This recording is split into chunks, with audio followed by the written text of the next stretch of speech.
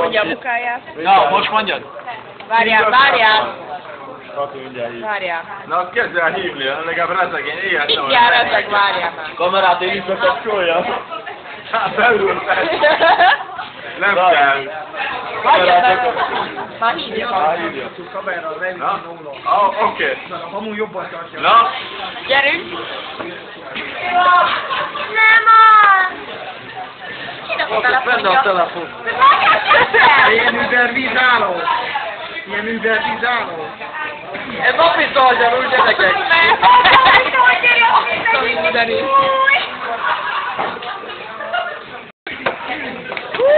És vedd fel!